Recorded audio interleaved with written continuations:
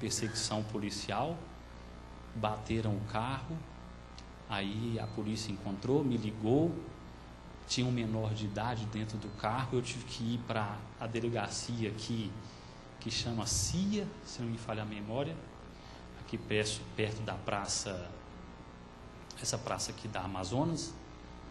E o pior de tudo é que eu fiquei mais tempo lá na delegacia do que as pessoas que tinham feito o assalto. Eu passei a noite toda com frio para resolver o problema.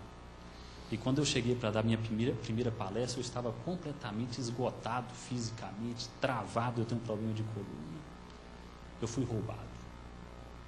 Mas antes de dar aquela palestra, naquela situação, eu falei para Deus, eu falei, Senhor, eu sei que alguém não está feliz com isso. E que essa pessoa que está me perseguindo saiba que sem voz, sem perna, sem carro, roubado, vai acontecer em nome do Senhor Jesus.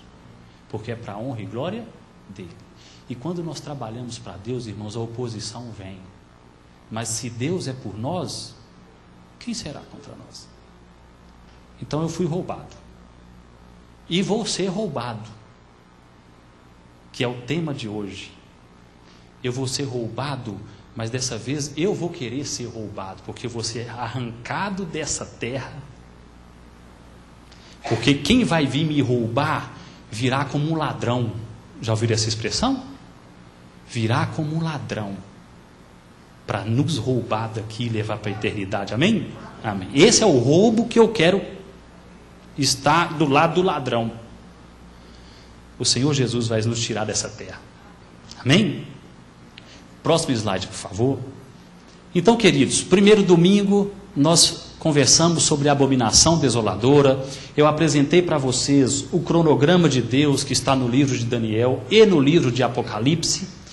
E nós vimos que dentro do cronograma, nas atividades aqui na terra, existem sinais, existiram sinais no passado que exigiram do povo de Deus uma decisão, uma atitude. E nós vimos que aquela abominação desoladora que aparece no tempo do fim, lá no final do livro de Daniel, é um indicativo, existem algumas pessoas que interpretam como um sinal para nós. Sendo essa interpretação certa ou não, nós vimos aqui que o Espírito de profecia diz que, quando o decreto dominical sair, nós devemos tomar uma atitude. Sair das grandes para as pequenas. Depois que sair o decreto, que engano é esse? Certo? Nós vimos que Deus, na sua onisciência, na sua sabedoria, Ele anteveio as ações de Satanás e já escreveu o remédio para que eu e você não sejamos o quê? Enganados. Qual é o remédio? Segurança na palavra de Deus. Assim como Jesus, quando foi tentado no deserto, rebateu a todas as tentações com um assim diz o Senhor, ou está escrito, nós, lá no final, só não seremos enganados se nós estivermos seguros no assim diz o Senhor, no está escrito. Porque os enganos serão muito fortes, mas aqueles que permanecerem até o fim serão o quê? Salvos. E hoje nós vamos estudar ações no cronograma de Deus lá no céu. O que essas atividades que estão acontecendo lá no céu implicam para nós? Por que eu tenho que viver como quem vai ser roubado? Por que você e eu temos que viver como quem está sendo réu em uma causa? Nós vamos estudar isso agora. Próximo slide, por favor. Então, o tema de hoje é a hora do juízo. Próximo, por favor. Os 4 domingos são baseados em Mateus 24, de 1 a 28. Mantendo a nossa coerência, nós não lemos esse texto todo aqui, porque é muito grande. O que nós fazemos aqui é chamar a atenção de alguns pontos para direcionar o nosso raciocínio, ok? Hoje nós vamos prestar atenção aqui, ó, no versículo 3, 4, 13, 20, 23 a 25 e outro que tem ali atrás, que nós vamos ver daqui a pouco. Mas vamos aproveitar esse slide aqui, Aqui está na tradução chamada O Livro, que eu gosto muito. Primeiro, aqui no versículo 3 é aquela famosa pergunta dupla dos discípulos. Jesus falou que Jerusalém seria destruída. Os discípulos lá no Monte das Oliveiras chegaram para Jesus e falaram: Senhor, dá uma pista para nós. Quando é que Jerusalém vai ser destruída e quais são os sinais da sua vinda, da sua volta? Então a pergunta é o quê? Dupla. Jesus respondeu às duas perguntas. Falou dos sinais da destruição de Jerusalém e também falou dos sinais que antecederiam o que? A sua volta. Por isso nós estamos estudando, porque nós somos a geração que antecede a volta do Senhor Jesus. Como eu tenho segurança de falar isso? Porque no calendário de Deus nós já passamos do início do tempo do fim. Nós já superamos o tempo do fim. Então nós somos essa geração, ok? Bom, verso 4. Verso 4. Ao que Jesus respondeu: não deixem que vos enganem. Domingo passado nós enfatizamos muito isso. Ao invés de Jesus falar de sinais, responder diretamente à pergunta dos discípulos, o que Jesus fez foi o quê? Uma orientação, um alerta: não deixe que vos engane. E aí, queridos, verso 13: quem resistir até o fim será o quê? Salvo. Quem resistir até o fim. Verso 20: orem para que a vossa fuga não seja no inverno e nem num sábado. Nós já falamos sobre o sábado, mas hoje eu gostaria de chamar a atenção sobre, olha lá, orem, orem. Versos 23 a 25, se alguém vos disser que o Messias apareceu aqui ou além, não acreditem, porque se levantarão falsos cristos e falsos pregadores, farão milagres espantosos, de tal modo que, se possível, os próprios escolhidos de Deus serão enganados. Não se esqueçam do meu aviso. Então, prestem atenção nesse slide. Não deixe que vos engane. Quem resistir, seja resistente. Perseverem. Sede perseverantes. Orem, orem e orem. Não acreditem no falso. Não se esqueçam do que eu tenho lhes falado. Próximo slide, por favor. Se alguém vos disser que o Messias voltou e está no deserto, não se deem ao trabalho de ir ver. Não se deem ao trabalho de ir ver. Ou que ele está escondido em determinado lugar ou sítio, não creiam em tal. No finalzinho, no 42, diz assim: portanto, estejam preparados, porque não sabem quando vem o vosso Senhor. Próximo slide, por favor. Queridos, nós chamamos a atenção de vocês aqui para uma coisa chamada estilo de vida. Dentro de Mateus 24, nós temos alguns detalhes que chamam a atenção de você para o seguinte aspecto: como você tem vivido. Qual deve ser o estilo de vida dos cristãos no tempo do fim? É estilo de vida. Não deixem que vos enganem. Não acreditem. Não se deem ao trabalho de ver o que é falso. Não creiam no falso. Resistam. Sede perseverantes. Tem um texto de Apocalipse que fala assim: ser fiel até a morte. É a mesma coisa. Perseverem. Orem. Mateus 24, 20. Orem. Estejam preparados. Em outra versão diz assim: vigiai, pois não sabei quando virá o vosso Senhor. Aquilo não é estilo de vida? Você tem uma vida de... Você é perseverante? Você termina o que você começa?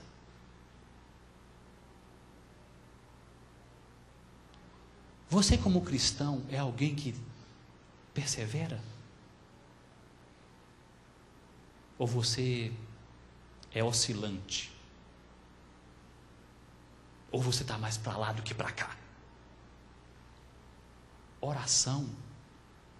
Você é uma pessoa de oração? Queridos, eu tomei uma decisão radical na minha vida, algumas decisões. Você pode até questionar o fato de eu não ter televisão em casa há 15 anos. Não tem problema, eu respeito. Mas eu tomei uma decisão muito mais importante do que essa. O meu celular está travado para despertar todos os dias 5h30 da manhã. E essa decisão foi tomada não porque eu preciso tomar uma decisão forte daqui a uma semana, eu vou fazer um jejum, vou fazer uma semana de oração. Não é porque alguém está doente em casa e eu preciso que ele cure. Não é porque eu preciso comprar uma casa nova, um carro novo. Sabe por que eu tomei essa decisão? Porque eu vou morrer orando de madrugada. A decisão é que eu tenho que ser uma pessoa de oração. Não importa se é feriado, se é sábado, eu vou passar o dia inteiro orando, se é domingo, meu despertador desperta 5h30 da manhã há alguns anos. E tem dia que eu oro e a oração é maravilhosa. Tem dia que eu estou tão cansado que eu nem lembro que eu orei, mas eu vou morrer assim. Está decidido. Sabe por quê? Porque Jesus falou que o povo dele dos últimos dias tem que ser pessoas de oração. Na igreja é muito comum alguém chegar assim, apresentar fulano, fulano prega bem, Beltrano passa uma lição muito bem, o outro aqui é um ótimo administrador, esse aqui tem o dom da assistência. Para mim o que importa, sabe o que é? Essa aqui é uma pessoa de oração. Você ora? Eu sou o ancião da igreja central de Belo Horizonte. Grandes coisas. Você ora? Você é uma pessoa de oração. Eu tomei minha decisão.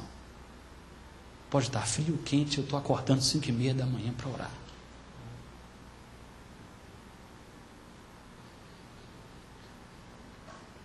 Estejam preparados, vigiem. Sabe o que é vigiar, irmão? O Senhor Jesus falou assim, olha, se o dono de casa soubesse quando o ladrão viria, o que ele faria? Pegaria uma arma, ficaria na porta esperando o ladrão, é ou não é? Só que Jesus falou assim, olha, vocês não sabem quando o ladrão virá, mas vocês podem o quê? Comprar arma e ficar na porta vigiando. E esse é o papel do cristão. Você não sabe quando você vai ser assaltado, mas o cristão de verdade está o quê? De vigília. Ele está preparado. Agora, por que eu tenho que viver desse jeito? Você pode questionar, mas eu sou um azarado? Na história do planeta, todo cristão viveu desse jeito? Com esse estilo de vida? Não. Não é sempre, não. Só que nós estamos vivendo um momento tão especial e nós não estamos nos dando conta disso. Nós estamos vivendo um momento tão importante que eu preciso viver desse jeito. Não é você que escolhe, é o momento, está no cronograma de Deus. E nós vamos mostrar para vocês nessa tarde aqui, noite, por que eu tenho que viver, próximo slide por favor, por que eu tenho que viver como quem será roubado? Vigiar, orar, perseverar, ter sempre o cuidado para não ser enganado. Puxa, é muito estressante. Não é? Quer dizer que eu não posso relaxar? Irmão, eu vou ser sincero com vocês. Infelizmente, você está vivendo numa época que você não pode relaxar como cristão. Não é verdade? Não pode. Por quê? O nosso inimigo está como um leão ao nosso o quê? Derredor. Você já viu leoas caçando na África? Tem lá o grupo de gazelas, eles têm uma estratégia belíssima de defesa. Eu não vou ficar aqui gastando tempo com isso, mas eles têm uma estratégia de defesa que Deus colocou neles. E os leões têm uma estratégia de ataque. E a questão ali é só uma questão de distância. A leoa mede a distância o tempo inteiro para a gazela. Se ela estiver além da distância de segurança, ela não vai atacar. Mas de vez em quando, sabe o que acontece com a gazelinha? Ela dá bobeira. Ela se afasta dos outros. E aí entra no raio de ação da leoa. E aí o processo acontece. Por que nós temos que viver como quem vai ser roubado? Porque você vai ser. Precisa ser mais claro do que isso? Mas por que eu tenho que colocar uma vigília aqui? Porque o ladrão vai vir. Ele virá. Jesus falou assim, eis que o seu Senhor vem e não tardará.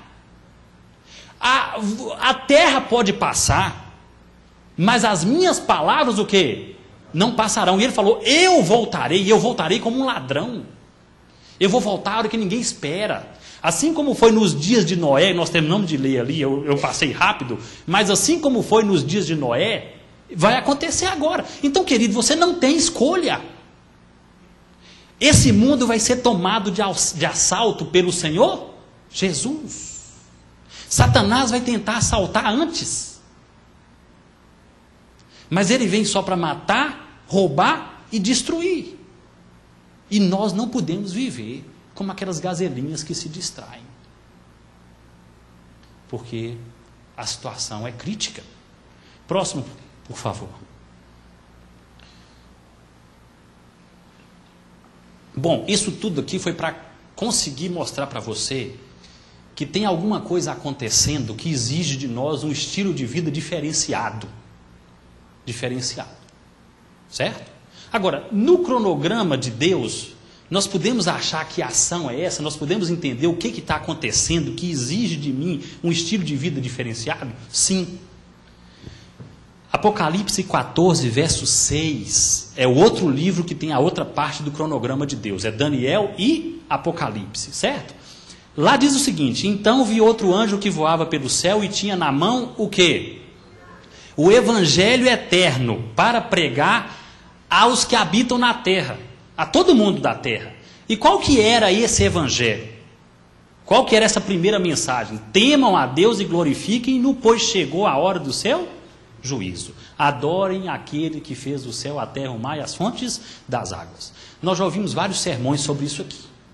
A gente pode pregar sobre o que é adorar o Criador, certo? Só que eu gostaria de chamar a atenção, a gente podia pregar sobre o temor de Deus, sobre glorificar a Deus, como é que faz isso? Mas eu gostaria de chamar a atenção sobre chegou a hora do seu juízo. Irmãos, primeira coisa antes de nós adiantarmos.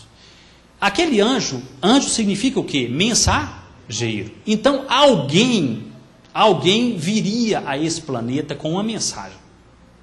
Que mensagem era essa? O Evangelho. No Evangelho está dizendo, chegou a hora do juízo. Esse juízo é o juízo final? Sim ou não? Vou perguntar de novo. Quando todo mundo fica calado, ou todo mundo está entendendo, ou então ninguém está entendendo nada. Aquele juízo é o juízo final? Final no sentido da etapa, final do juízo? Não, aquele juízo final, para acabar com tudo. Não é. Não pode ser por quê? Porque é o Evangelho, certo? O Evangelho não vai dar chance para os outros se salvarem? A mensagem que é o Evangelho é com o objetivo de que a pessoa se salve. Olha, eu escutei a mensagem e vou aceitar. Se fosse o juízo final lá, o derradeiro, a derradeira ação, a resolução do problema do pecado no universo, não poderia ser o Evangelho. Ok? Por quê? No juízo final, o executivo não vai ter chance para ninguém depois. Vocês concordam comigo? Então, esse juízo aí, não é o final, não é o executivo. É um juízo que vai dar chance para alguém se salvar. É a fase investigativa. Nós vamos ver isso aqui agora. Ok? Então, quem é o anjo? O anjo é um mensageiro. É um povo que traz a mensagem. Qual que é esse juízo? É um juízo que não é o final. Nós vamos ver agora qual que é esse juízo. Ok? Bom, próximo slide, por favor. Que juízo é esse? Em João capítulo 3, 17, diz assim, ó, pois Deus enviou o seu Filho ao mundo, não para condenar o mundo, mas para que esse fosse salvo por meio dele. Como é que é esse negócio? Tem condenação e tem absolvição? Tem. Não estamos falando de juízo? Condenação, absolvição. Quem crê no Filho não é o quê? Condenado. Quem crê no Filho não é condenado. Mas olha o que o texto diz. Mas aquele que não crê, o que está acontecendo com ele? Já está o quê? Condenado. Então, queridos, resumindo, todo mundo já está o quê? Condenado. Nós nascemos condenados. Todos os seres humanos são condenados. Só que aí, Deus criou um mecanismo de salvação. Deus criou um juízo, que é um juízo anterior, que nesse juízo, o que vai acontecer? Quem participar deste processo vai ser o quê? Salvo. Todo mundo está condenado. Só que quem participar do processo que Deus criou, vai ser o quê? Salvo. Então, esse juízo que o anjo proclama, chegou a hora, olha, é um cronograma, tá certo? Nós estamos estudando? Chegou a hora do cronograma. Nesse momento aqui, chegou a hora do juízo. Que juízo é esse? É um juízo para salvar. Amém? Amém. É um juízo para salvar. Nós somos réus, mas nós somos réus para serem o que? Absolvidos. Essas coisas vos escrevo para que não pequeis. Mas se vocês pecarem, nós temos um advogado no céu, junto ao Pai, que está pronto para salvar você. Então, esse é o juízo que o anjo... Próximo slide, por favor. Bom, agora eu pergunto para você, será que dentro dos livros do cronograma de Deus, nós temos algum detalhe sobre esse juízo de salvação? Será que dá para entender como que funciona esse juízo? A resposta é sim. Vamos ver aqui. Nós estamos ali em Daniel capítulo 8. Olha lá. Teve um chifre que cresceu, chegou até o céu. Certo? E ali, Daniel ficou assustado com aquela situação e falou assim, mas vem cá. O anjo perguntou, até quando vai durar essa bagunça que esse chifre está fazendo? Lançou a lei por terra, não é assim?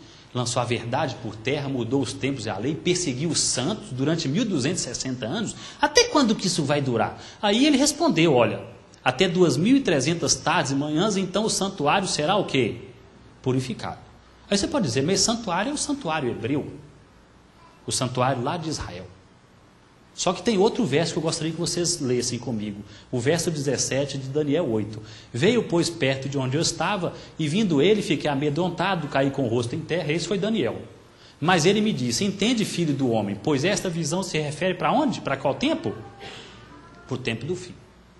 Então, queridos, esse santuário que seria purificado, ele seria purificado quando? No tempo do fim. E eu digo para vocês, o santuário israelita foi destruído no ano 70. O véu do santuário rasgou de cima a baixo quando Jesus morreu. Certo? Então, esse santuário que será purificado, não era o santuário israelita. Não era o santuário israelita. É outro santuário.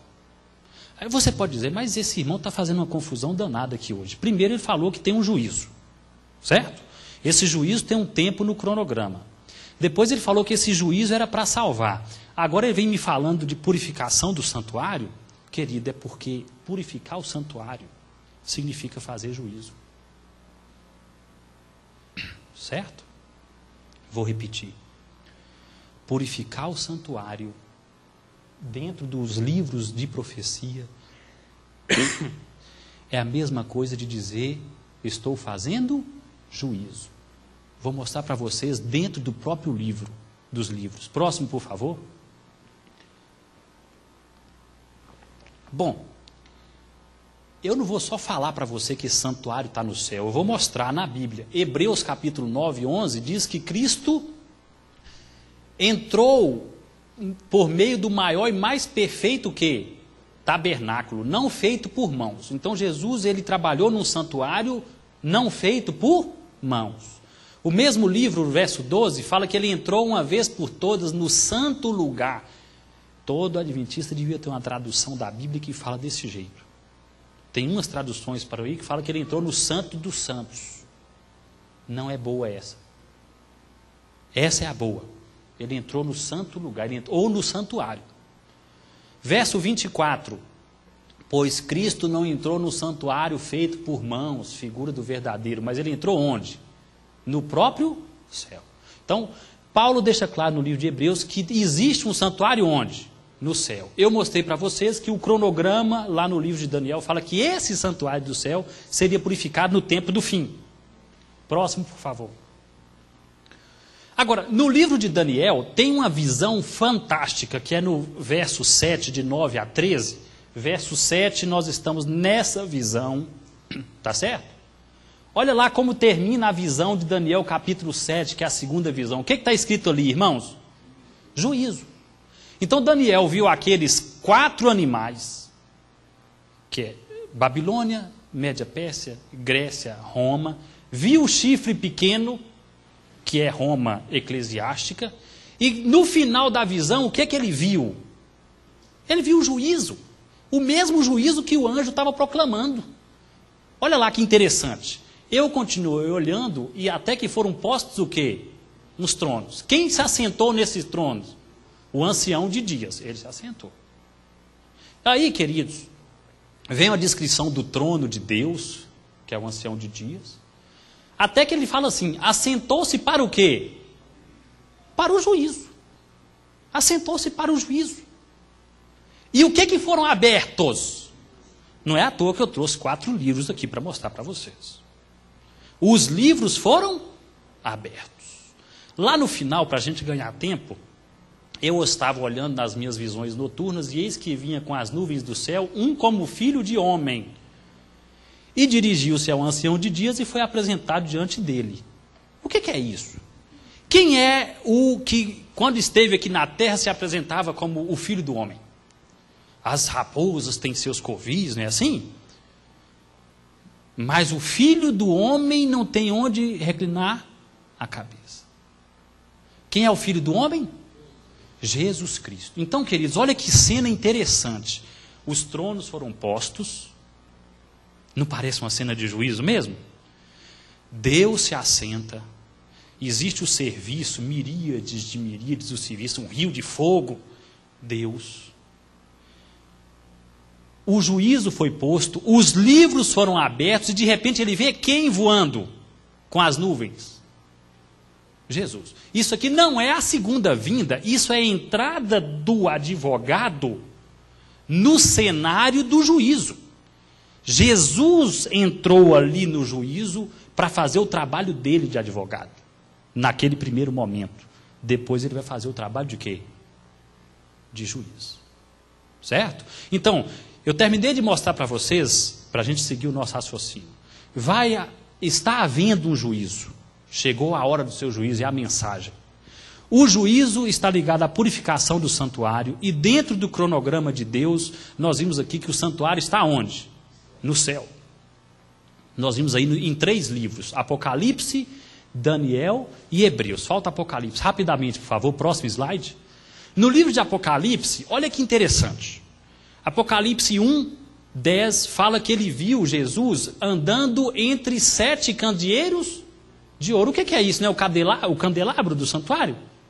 Ele viu no meio dos candeeiros. Olha lá o nome de novo. O filho de quem? Do homem, Jesus. Certo? 6, 9. Quando abriu o 5º selo, viu o quê? Debaixo do quê? O altar é o altar do santuário. 11, 19. Então foi aberto o santuário de Deus nos céus. E foi visto o quê? A arca da sua aliança. Então, queridos, não tem dúvida. O livro de Apocalipse, ele é escrito dentro do santuário. O livro de Daniel fala claramente da cena do juízo. E fala que esse santuário seria purificado. Próximo, por favor. Bom, antes de eu mostrar para vocês quando que o santuário começou a ser purificado, eu gostaria rapidamente de... O bom é que nós estamos estudando na lição da Escola Sabatina, está todo mundo com isso aqui na ponta da língua, está uma beleza. Olha lá. O pátio. No pátio tinha o altar e a pia. O lugar santo, o candelabro, que João viu lá no céu. O altar de incenso e a mesa dos pães, certo? Aqui tinha uma cortina e do lado de dentro a arca da aliança com o propiciatório. Esse era o santuário. Por que Deus mandou construir isso? Porque Deus é o maior professor que já existiu. Eu, como professor, eu sou apaixonado pela didática de Deus. Que coisa fantástica. A didática de Deus é maravilhosa. Então Ele mandou fazer isso, essa tenda, isso era um teatro, para que o homem pudesse entender o que está acontecendo lá no céu. Queridos, quando alguém levava um animal ali, ó, o que ele fazia? Ele chegava lá, ele cometeu um pecado, ele roubou alguém. Vamos dizer que quem me roubou aí atrás, vivesse naquela época e falar, eu preciso acertar a minha vida. O que ele tinha que fazer?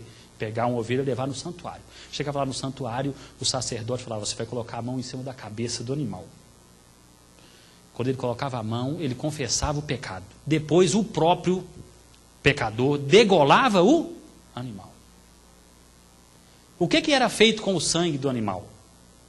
Tocava-se nas pontas do altar, às vezes levava lá e salpicava lá perto ali do altar de incenso, certo? E aí, aquele homem ia para casa. Eu vou fazer uma pergunta aqui que nós vamos responder daqui a pouco. Ele ia para casa perdoado? Sim ou não? Sim ou não? Não fique com medo de errar, aqui é o lugar de errar. O homem que fez esse procedimento todo, ele ia para casa perdoado? Sim ou não? Vou mudar a pergunta. Ele estava livre do pecado dele? Para sempre? Bom, nós vamos descobrir agora mesmo, tá?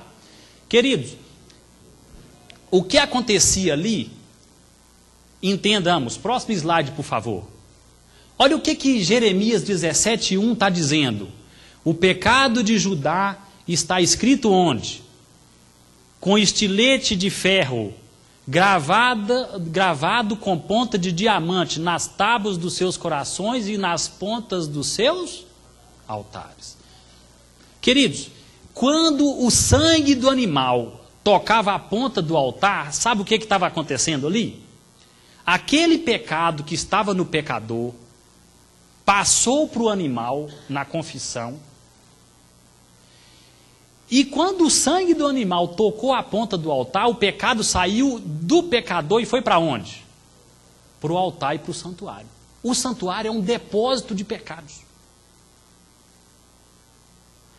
Todos os dias pecados saíam das pessoas e iam para onde? Para o santuário. Todos os dias pecados saíam dos pecadores e iam para onde? Para o santuário. Como que isso era possível? Sem derramamento de sangue, não tem como tratar pecado. Quem que falou isso? A lei de Deus. A lei de Deus. Se você pecar, certamente você morrerá. Pecado é coisa séria, irmão. Custa vida, custa sangue. Custou o sangue do Filho de Deus. Sangue contaminado. Com o pecado. Com o pecado. Então, queridos, o ano inteiro os pecados eram mandados para o santuário. Próximo, por favor. Chegava um dia muito especial, o Yom Kippur, não é isso? Nesse dia eram escolhidos 2 bodes. Tinha diferença entre eles? Não. Só que quando esses bodes chegavam ali, era feito um sorteio. Um bode era para quem? Para o Senhor. Um bode era para o Senhor. E o outro? O outro era para Azazel. Né? Um bode era para o Senhor, o outro era para Azazel. E o povo tinha que estar como nesse dia? Com a alma aflita ou afligida, em jejum, em oração, em vigília ao redor do santuário. Nós começamos a responder a pergunta que eu fiz para vocês aqui agora. Por que nós devemos viver de maneira especial hoje? Porque nós estamos vivendo o Yom Kippur do cristão. No dia da expiação do povo judeu, eles vestiam uma roupa simples, especial. Faziam um jejum. Ficava ali ao redor do santuário, escutando os sinos que tinham na veste do sacerdote, não é isso? Quando o sacerdote se movimentava, tinha um barulho, ele falava assim, olha, graças a Deus, nosso pecado está sendo tratado. Se o sacerdote ficava parado muito tempo, ele já começava a ficar aflito, né? Assim, morreu. E tanto é que o sacerdote entrava com a corda amarrada no pé, não era? Não é? Morreu lá dentro, tinha que puxar a corda. Olha que tensão, irmão.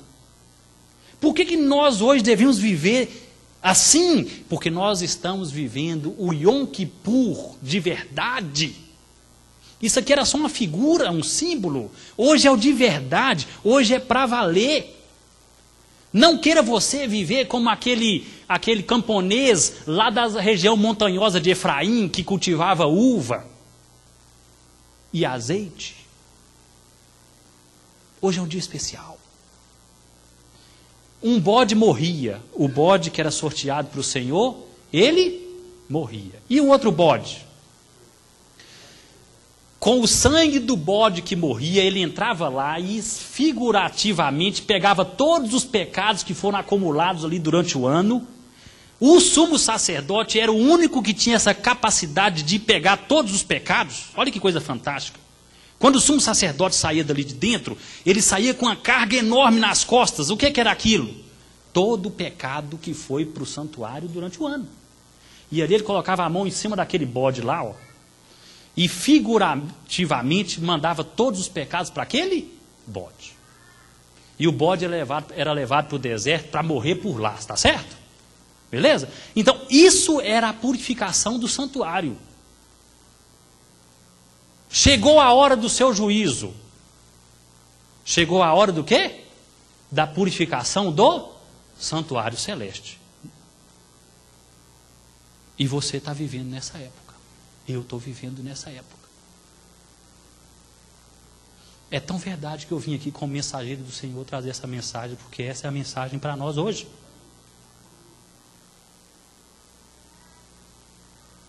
Porque é agora. Próximo, por favor. Bom, dentro do cronograma dá para saber que dia que começou, que dia que aquele anjo tinha que pregar, que dia que o anjo ia se levantar e falar assim, olha, temei a Deus e dá-lhe glória, pois é chegada a hora do juízo. Chegou a hora. Ora, gente, para ele falar isso tem que ter um cronograma. Tem ou não tem? Tem.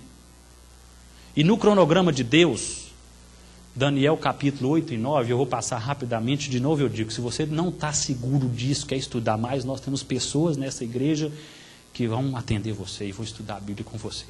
Tá? É só procurar qualquer dos anciãos aqui, o pastor, qualquer um vai direcionar você para estudar mais sobre isso. E nós vamos ter mais estudos aqui nos domingos. Né? O de hoje aqui é só para deixar você com vontade de aprender mais. 457 é uma data histórica, desde a ordem para sair e restaurar Jerusalém. Ali você começa a contar as 2.300 tardes e manhãs. Mas o santuário não está sendo purificado no céu? Como é que eu vou saber? Deus deixou um selo na terra para que você entenda que essa visão grandona do céu iria se cumprir. Qual que é o selo? As 70 semanas, o tempo dos judeus. E eu não posso gastar tempo aqui, mas dá para provar para você com uma precisão matemática enorme que tudo se cumpriu. E essa semana terminou em 34 depois de Cristo com o apedrejamento de Estevão. Jesus, quando chegou para João Batista, falou assim, João, me batiza. Aí João falou, não, é eu que tenho que ser batizado. Jesus falou, não, me batiza. E João, não é eu. Aí Jesus falou, João, vamos parar de discussão. Você sabe que está no cronograma que eu tenho que ser batizado hoje. Por que Jesus falou isso para João? Porque era aqui, ó. No início da primeira semana, Jesus tinha que ser batizado. Jesus sabia e João sabia também. Ok? Bom, mas correndo aqui, se nós somarmos 2.300 tardes e manhãs, ou 2.300 dias, aplicando o princípio de um dia por ano, nós vamos chegar em 1844. Queridos, em 1844, chegou a hora do juízo. Quando é que chegou a hora do juízo? 1844. Como é que nós temos tanta segurança disso? Porque esses são eventos históricos clássicos. 1844, 538, 457. 538 é o começo do período de perseguição papal de 1260 dias, e aí você vai chegar aonde? Em 1798. O que aconteceu em 1798? General Barthier, Revolução Francesa, aprendeu o Papa, tirou-lhe o domínio, e para nós cristãos, 1798 é muito importante, por quê? Porque em 1798 começou o tempo do fim. Começou o tempo do fim. 1844, chegou a hora do seu juízo. chegou a hora do seu juízo. Próximo slide, por favor. Queridos, isso é muito bonito. O Deus Todo-Poderoso revelou coisas que estão acontecendo no céu para nós. Agora, o que importa mesmo para você e para mim, sabe o que é? É entender o que está acontecendo para que eu seja salvo. Não é isso? E nós vamos agora entender isso aqui. 1 João 1,9. Se confessarmos os nossos pecados, Ele é fiel para nos perdoar. Fiel e justo para nos perdoar os pecados e nos purificar de toda injustiça. Aqui está falando de perdão e de purificação. Lembra que eu perguntei para você se aquele homem que levou o animal no santuário, ele saía livre do pecado? Ele não saía livre do pecado, ele saía perdoado. Mas o pecado dele não continuava lá no altar, lá no santuário? Que dia que ele ficava livre do pecado, irmão? Que dia que era? No dia da expiação. Quando aquele bode para Azazel fosse lançado para o deserto, aí sim ele saía leve, flutuando, em paz com Deus. Graças a Deus fiquei livre do meu pecado. Por que isso acontecia? Porque, vocês viram Jesus falou assim, ser fiel até a morte? Porque Jesus falou assim, olha, quem perseverar até o fim, esse será salvo.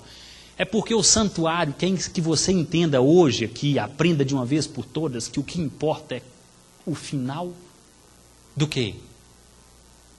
O final do juízo. O que importa é como a gente termina a nossa vida, irmãos. Dá para entender? Dá para entender por que eu estou com o coração apertado com o que está acontecendo com os nossos jovens? Nossos jovens estão saindo da igreja, ou não estão gostando da igreja, no pior momento da história. Deus está falando, você tem que ser perseverante, tem que ir até o fim. E os nossos jovens estão virando para nós e falando assim, não gosto dessa igreja. E domingo na igreja. Saindo na pior hora, ele pode estar sendo julgado naquele momento. E nós estamos abandonando. Mas vamos correr aqui para terminarmos. Agora nós estamos começando o término. Prometo para vocês. Próximo slide, por favor. Queridos, para nós entendermos rapidamente aqui como é que funciona o processo de purificação, eu trouxe esses 4 livros para mostrar para vocês rapidamente, tá? O primeiro livro, qual que é? Onde é que ele está? Ah, está aqui, é o preto. O que está escrito aqui? Quem consegue ler? Registros. O que é isso, hein? Vocês viram que na cena do juízo de Daniel, abriram-se os livros? Salmo 139, é aquele salmo que a gente adora ler, que é uma poesia maravilhosa, não é assim? Lá fala assim, os teus olhos viram o meu corpo ainda informe. E no teu livro todas essas coisas foram escritas. Livro de registro, a sua vida está escrita nele. A sua vida está escrita nele. E eu vou dizer para você, ela foi escrita antes do espermatozoide do seu pai encontrar o óvulo da sua mãe. Como é que é o negócio? Foi escrita antes? Foi. Ah, então tem predestinação? Não.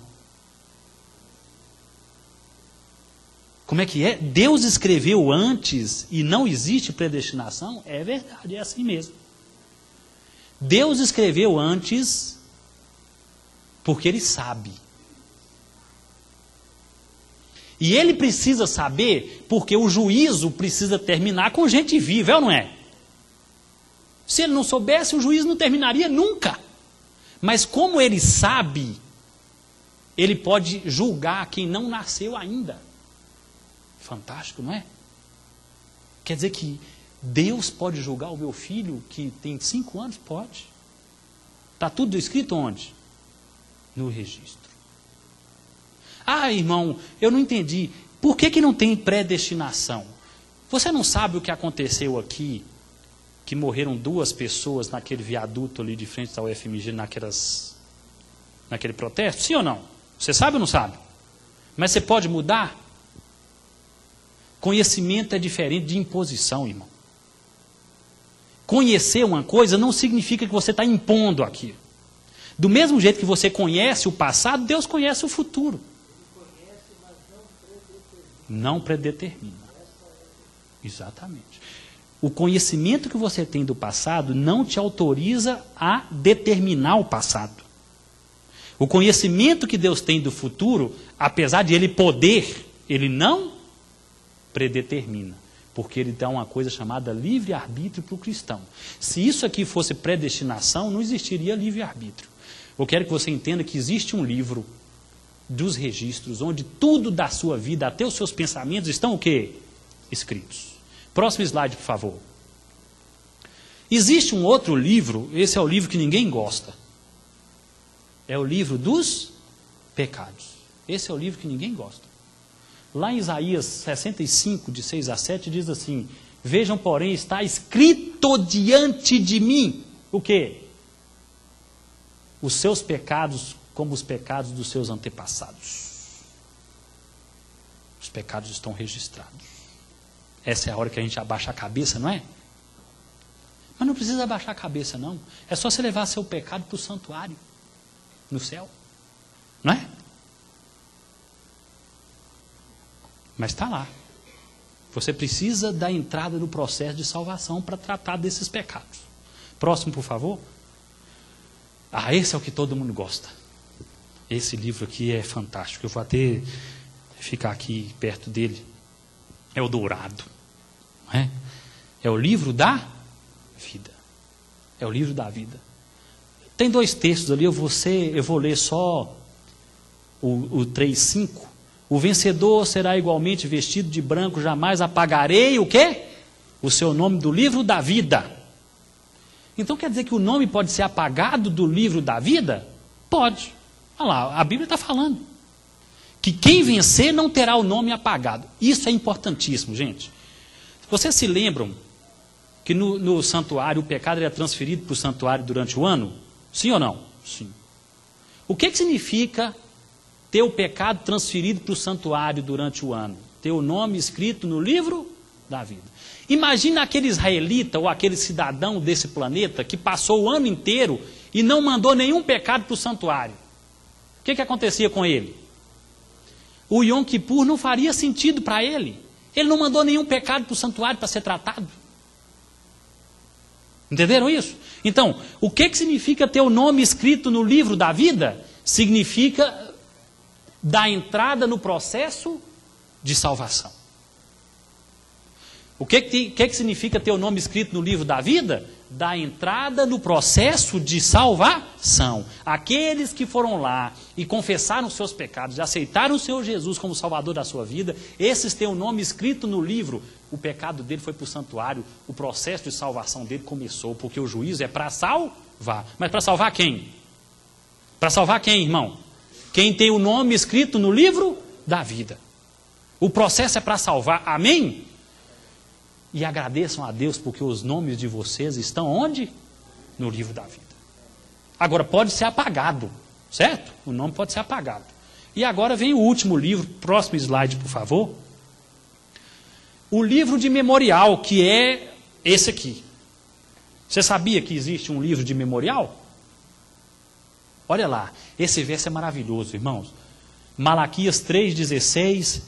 Depois aqueles que temiam o Senhor conversavam uns com os outros e o Senhor os ouviu com atenção. Foi escrito um livro como um memorial na sua presença acerca dos que temiam o Senhor e honravam o seu nome. Amém? Amém. No dia em que eu agi, diz o Senhor dos Exércitos, eles serão meu tesouro, o quê? Pessoal.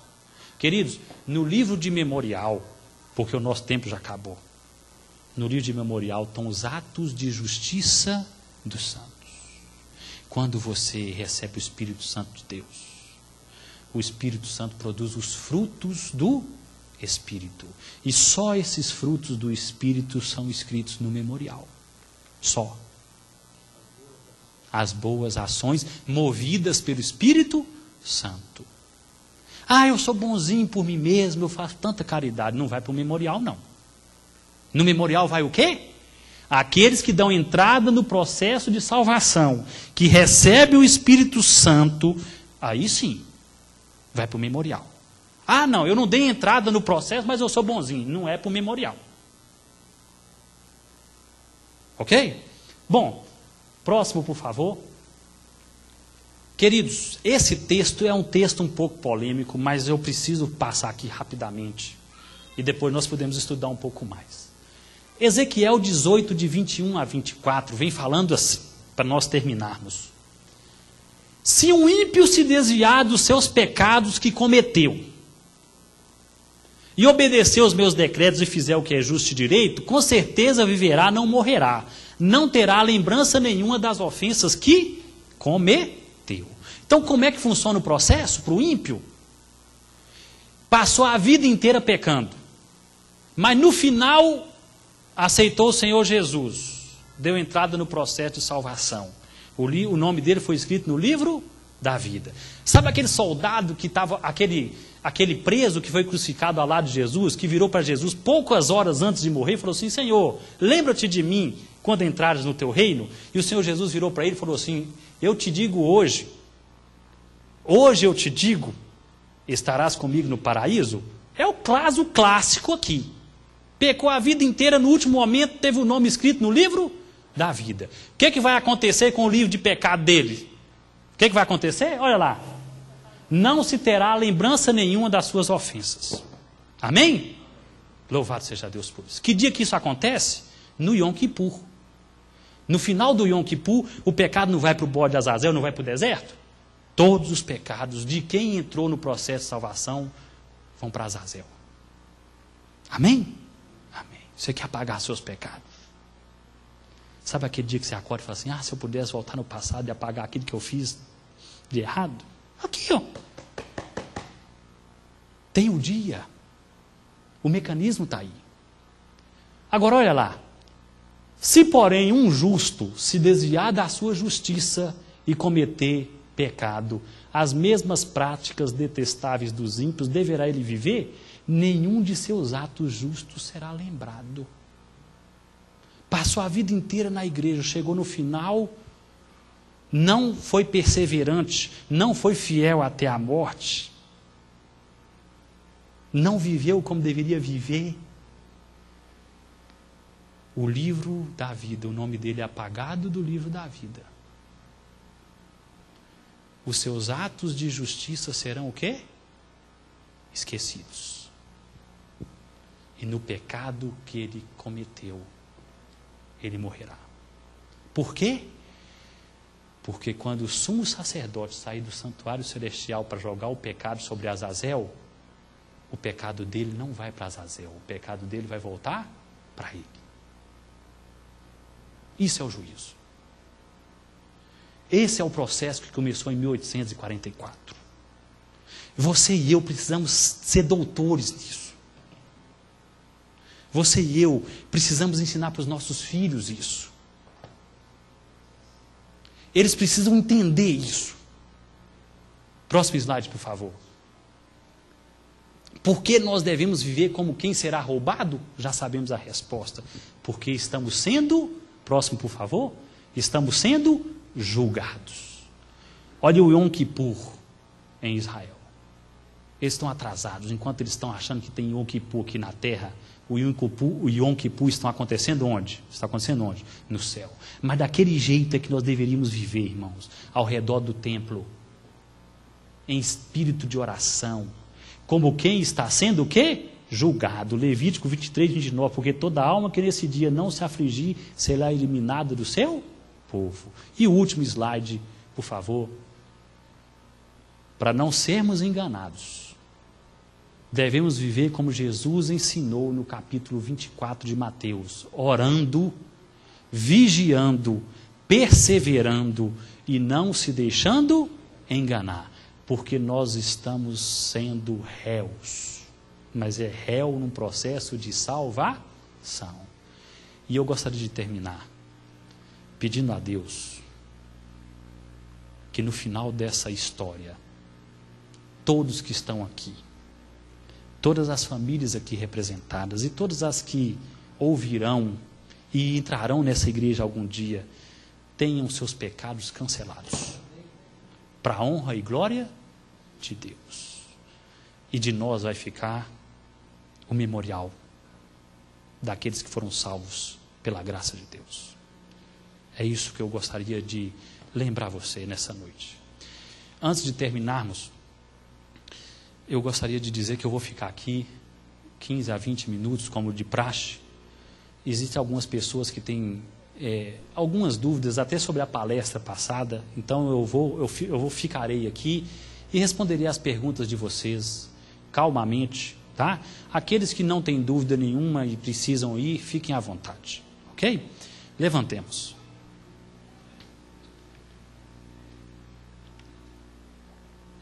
Deus Altíssimo, obrigado porque o Senhor criou um processo de salvação.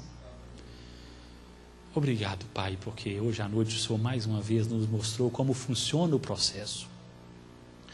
Ó Deus, se tem alguém aqui que ainda não deu entrada no processo de salvação, alguém que nos ouve, que nesse momento essa pessoa aceite o Senhor Jesus como Salvador da sua vida, Pai, para que o nome dessa pessoa seja escrito no livro da vida.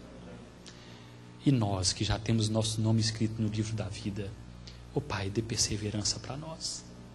Ó Pai, arranque os nossos filhos da perdição e traga para a tua casa, para que todos nós tenhamos nossos pecados cancelados, Pai, no final do juízo.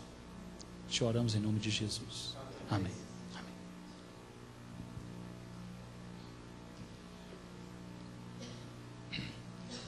Tem uma irmã, eu esqueci o nome da irmã, que me pediu para falar sobre a ressurreição especial da palestra passada, né?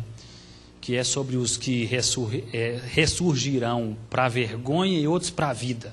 Então, rapidamente, queridos, é o seguinte: Deus, Ele vai ressuscitar os mortos ímpios, um grupo especial, para cumprir a promessa dele que Ele fez, que eles veriam o Filho do Homem vindo o quê? Nas nuvens dos céus à direita do Pai. Então, quem são esses que ressuscitarão como ímpios?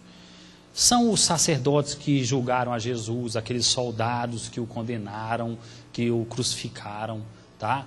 Esses ressuscitarão só para ver Jesus voltando e morrerão com a glória da volta do Senhor, certo?